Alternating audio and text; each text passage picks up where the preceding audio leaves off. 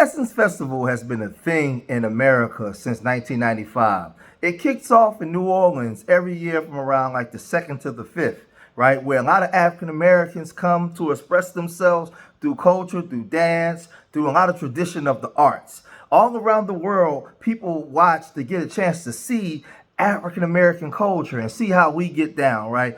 And it happens in New Orleans, a place that's rich in Black history with the foods and the music and everything. So Essence Festival has always been something that we look forward to every year, right? It's something fun. It's something for our culture. The same way in the Caribbean, they have the Carnival and all those things. We have the Essence Festival, like a 3-day event, and it's always lovely. But this year, there's been some problems. And a lot of African Americans are very upset. And they're saying that our culture is being stolen away from us, right? And this is what the news is reporting. Essence Fest acknowledges ticket sales are down this year, citing a variety of reasons. But I think there's a lot happening in our world, just in general, that's impacting people deciding to go places or not. Barcoo Tubman Zawalo, Essence Chief Community Officer, says some vendors are also opting out this year. Essence maintains it supports 300 local businesses, and the fest generates a multi-million-dollar economic impact. And I think we just want to make sure that in spite of what we're all navigating, that people come and have an amazing time, because I think it's interesting times just for all of us right now. So a lot of Black Americans are very upset with the Essence Festival. They feel like our culture is not being expressed. But when you look deep into it, there's a woman named Barcoo Tubman Zawalo, right? And she's a Liberian. You know, she's a woman that came from Liberia. She's the chief executive officer, right, of Essence. And she's the one getting things together. And a lot of Black Americans are upset about this because they're saying, hey, we don't go out to Liberia or these other places and take control of their stuff and try to push our culture on them. Why are they here, right? But I'm going to talk about that later in the video, right? But then there's another woman, Carolyn Wanga, right? She's a DEI practitioner, right? Something that Black Americans have been speaking out against and not for. But I keep telling these immigrants when they come here, they're going to be against a lot of things that you stand for because their lifestyle is predicated on your dysfunction. And they come here to own stuff, right? She's the CEO and she's from Kenya, right? She's from Kenya. And a lot of Black Americans are mad. Now, this woman, she takes on the name Tubman because she's a Liberian. She's one of those Africans, the descendants of slaves that went back and created Monrovia in Liberia. And she's connected to Black American culture, but she's disconnected because she left and went back to Liberia. But she still carries on the name Tubman, but she's still going to placate to African culture, right?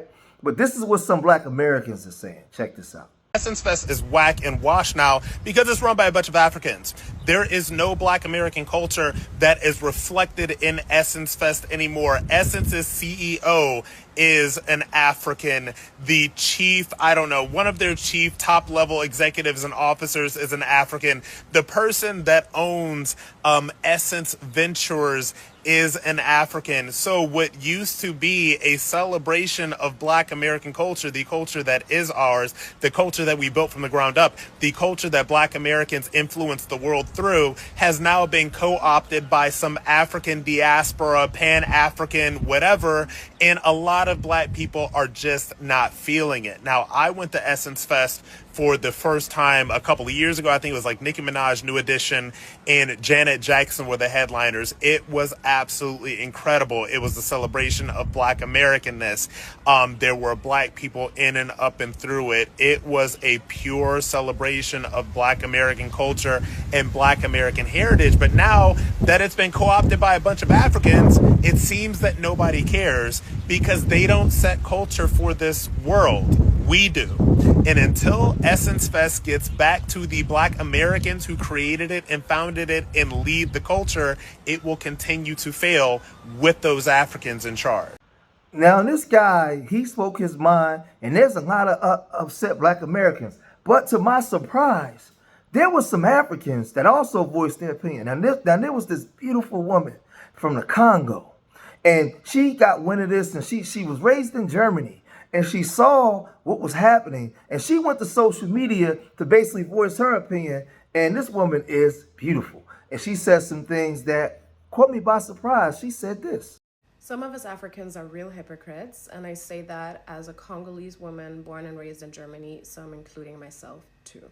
What I want to say is that we need to be a bit more sensible to one another because it's not easy navigating spaces that were not built for us. This year, Essence Festival in NOLA went viral for many reasons, but what I want to speak about is this tension that came up because a lot of Black Americans felt like their space was being diluted and overshadowed by African influences. To me, this isn't about right or wrong. Hurtful things have been said on both sides, but they stem from rejection, and a lot of us Africans are the root of said rejection. For years we've mocked them, for years we've called them akata, we've told them that they don't know their roots, that they don't have culture, or made fun of them for not knowing where they're really from. Afro-Latinos versus Latinos, North Africans versus Sub-Saharan Africans, Africans living in the diaspora versus Africans living on the continent. It's always the same cycle of rejection, identity, pain. People just want to feel like they belong. People just want to feel understood. As a natural human response, when people feel they've been excluded for years, they're just gonna create spaces that are exclusively built for them. And let's be honest, us Africans, we benefit a lot from Black American culture. We take from it all the time. Just look at me. The way that I speak, the way that I act, the way that I dress, the way that I do my hair, the way that I do my makeup. It's all been heavily influenced by Black American culture. The slang we use, the TikTok trends we follow, the dances, the music we listen to, a lot of that comes from them. So we can't keep benefiting from the culture and then get mad when the people, the originators of said culture is like, hey, this doesn't feel like it still belongs to us. And I also think it's important to remember from time to time that Black Americans are hundreds of years removed from the continent. They didn't leave voluntarily. They were taken by force, by slavery, through violence. So when some of them say that they don't feel like they're African American and they only feel Black American, can you really blame them? Controversial example, but take Donald Trump. His grandfather immigrated to the United States from Germany. That's only 2 generations removed. But you don't see Trump walking around identifying as a German American. He's just American because that's the country he grew up in and that's the culture that he knows.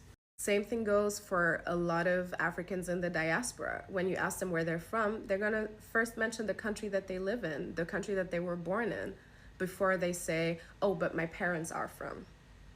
So why do we expect people who are hundreds of years removed to have the same culture, the same values, the same upbringing, this strong tie to Africa? It doesn't make sense. But then another sister from the Caribbean, she also came in and said some very sensible stuff. And I think that they're hearing what we're saying. She came in and said this. Okay, so hear me out. Let me take my time with this one. I posted a video about Black Americans being upset with Caribbeans and Africans being a part of Essence Festival and Juneteenth. They have a problem with our music in there, and I do not disagree. And let me tell you something. I was raised in the Caribbean, right? And we have multiple of religions. We celebrate Diwali. I went to 7 Days Adventist church, and I celebrate a lot of these people, cultures with them. And for example, Diwali is celebrated by Indians, right? And they will play the music, they will play the Tassa music, the Indian music, and all like that. And never once anybody that was invited outside of that Indian culture will step in and say, how about you play a little soca music? No, we enjoy their culture in my country.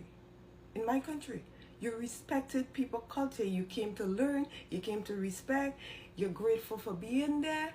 And this is what I understand that the Black Americans is having an issue with.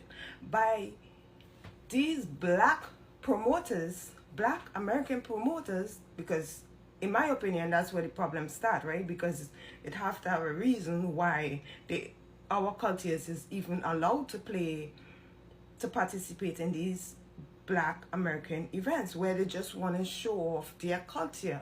So that needs to kind of be fixed on that end. And by inviting us into it, it's telling Black Americans that they are not enough. The culture is not enough. Why isn't it okay for us to go and learn these people's culture? Why isn't it okay for us to see different states, Black people from different states have different music and jazz and this and that? I can't even name them because I don't know them. And that's sad. You know, why we can't do that and enjoy that part of it? So now a lot of people is very upset, and they went to social media to voice their displeasure. So Tariq Nasheed, he came in and he said this: are we ready to have a discussion on why people are saying the Essence Festival fell off, right? And he said, so he got the Battle of Jollof, right?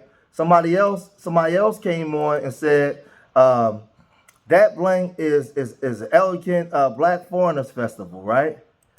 Somebody else said a Nigerian runs Essence. Now that's why, and it's really a Liberian and a person from Kenya, right?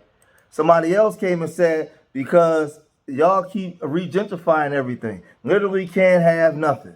So this is Black people complaining, right? Jollof tastes like giraffe blank. I'm sorry, blank is nasty, right? So you got a bunch of Black Americans, they're upset and they're voicing their opinion. They constantly disrespect our rich culture by drawing false parallels to their inferior culture. But we shouldn't really be talking like that. But I'll really get into that, and I'll get into that in a minute, right? Because we say a lot of stuff that sometimes, man, here we go again. They come up with these gimmicks, making seem like it's innocent competition, but it's obvious what they're doing. Trying to get certified, recognized off Southern food. FBA freedmen, aka indigenous people from the U.S. Remember, we have no culture according to them. I agree with the sister when she said that. I definitely agree, right? Somebody said the CEO is a Liberian and Black Americans founded Liberia. For 2 centuries, it was argued that these Blacks in the ruling class weren't indigenous to Africa and shouldn't rule over the people. Now FBA is taking the same play, how these Africans aren't indigenous to the U.S. The irony, right? So, like I said, you got, and then somebody came on and said, now are we going to have a discussion about these fossilized plates, these fossilized plates that got dug up? This is only proof that Black Aboriginals exist because these plates look 1,000 years old, bone dry, no garnish or sauce, right? Somebody else said, seems there are cultural clashes or hierarchy issues. I don't think it's intentional. I just think Africans and African Americans need to have a dialogue at that level. Both are enforcing their view. It's not collaborative or competitive, just a thought from observations, right? So then somebody else came and said, hold on, let's see. Somebody said, was Jesse Wu there again? FBAs aren't messing with her either. That tether was talking real greasy about Black Americans all over the threads, right? So you got a whole bunch of people that's upset, and there was a sister that came and broke down what Essence Festival was about, how 4 Black men created it to showcase Black women and highlight Black culture, and she was livid. She was very upset, and she came and she said this. What happened to Black American heritage at Essence Fest? So it's night 1 or night 2, and there is a lot of complaints coming through, and the common consensus is the culture has shifted. It no longer feels like us. And honestly, that makes sense because the people in charge now do not value Black heritage. Essence Fest used to be known as the Cookout. It was created in 1995, created to center Black American heritage, the music, fashion, beauty, political power. It was basically like the family reunion created by Black people for Black people. Soul food, a little gospel, a little trap, NOLA. It was a culture that you felt deep in your chest. But now, not so much. It feels somewhat curated, corporatized, and it no longer feels like it centers us. CEO of Essence is a former DEI executive for Target. So the very thing that Black Americans are protesting, she was the center of, and now she's the center, well, she's the head the CEO of Essence. Upon more research, I found out that she is originally from Kenya and she moved to the US when she was about 10 years old. The point of me bringing that up is she doesn't seem like she values Black American heritage, because if she did care, the festival will still reflect the very people it was built for. And seeing as though that's not the case, I can't help but think that she does not value Black American heritage. So this sister broke down the history of it, right? And there's a lot of people upset. You know, they're very upset, and I understand. We saw the comments from people leaving comments all over social media. They're angry about this, right? But Funky Dineva, he went to the Essence Festival, and he wasn't that upset. You know, he came to social media, and he heard everything the Black Americans were saying, and he came online, and he voiced his opinion by saying this. You know, it's upsetting me and my homegirl that there are so many people out there just so elated to do these negative Essence Festival think pieces where everybody's got all the damn answers about all the things that were wrong. And I'm seeing very little videos about people highlighting the positive and the community and the coming togetherness of everything and everybody that is Essence. Essence Festival 2025 was absolutely fine. Okay, it was absolutely fine. If anything, it's a true reflection of where the economy in the United States of America is at this time and people being financially uncertain. Did as many people come this year? No. Were a couple things a little lackluster due to lack of funding? It was beyond obvious. That's what a lot of it was. All they need to do is scale back. All Essence need to do is scale it down and make it smaller in order to make it more concentrated and more quality. That's it. Let's say this, because the Essence magazine was created in 1968 by J. Blunt, C. Hollingsworth, Edward Lewis, and C. Smith, right? And these were four men that created these magazines to celebrate Black women. And the first article was published in 1970, right? But this is the thing.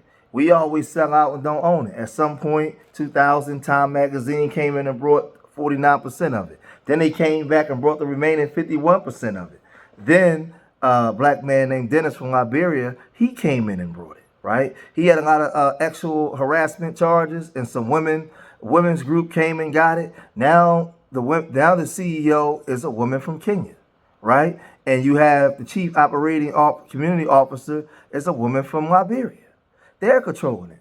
But I'm seeing Black people mad. Now let me say this, because we have Black people all over the country screaming FBA, FBA, FBA. But I see Tariq Nasheed going live every day, arguing back and forth with immigrants all day. But I don't see no live streams with none of these brothers where they showing Black ownership or Black people that own stuff, so we can start gearing and steering our people in the direction of ownership. It's no excuse or no reason why Black Americans in 2025 don't own Essence. That's something that's ours. We can't claim and say something is ours, but some other groups own it, and when they put their stuff on it, now we upset. I'm sick of this stuff. Everybody calling everybody tethers and online acting crazy, but we don't own shit. Nothing. I'm asking people in cities like Philadelphia, Chicago, Baltimore, Newark, New Jersey, Atlanta, in the next 10 years, by 2035, what is these cities going to look like? Maybe Atlanta may be okay, but most of these cities, we ain't going to be there. Because we don't own the property there. We don't own anything. But we got a moniker, FBA, FBA, FBA. But if FBA don't own nothing, then what you got here in America in the capitalist system? We have to own stuff. The only reason why you crying and whining because you have no power to do nothing about it. Because you don't own anything. These other groups are coming here from these poor, marginalized countries where they didn't have opportunity, and they come in here taking advantage of the opportunity. We got rich Blacks everywhere. They ain't just all athletes and entertainers. You got Black folks with money. What do we own? I'm asking Jason Black, Tariq Nasheed, like y'all talk about W supremacy all the time, but we need to be showcasing Black people with bread where we can start owning stuff so we can start dictating things and having power. If we're not doing that, then it's all for nothing. It's all for nothing. So we screaming about gentrification. We screaming about the way that they Africanizing and Pan-African and everything, right? You're upset. But what's going to be done about it? What y'all going to be online again tomorrow arguing with immigrants, calling them tethers, instead of us ignoring them and doing everything we can do with each other to build to build. We have to build. I'm looking at all these Mexicans coming into Philadelphia, and they got stores and properties and everything already within 3 years. The Africans done took over damn near the whole Southwest where I come from. That's all Africa.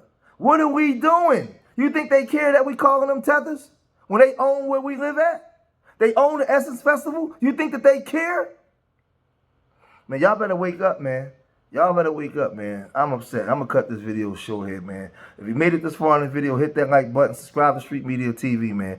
Leave your comments in the comment section. Let me know what you guys think. And remember, I love y'all. Till the next time. Peace.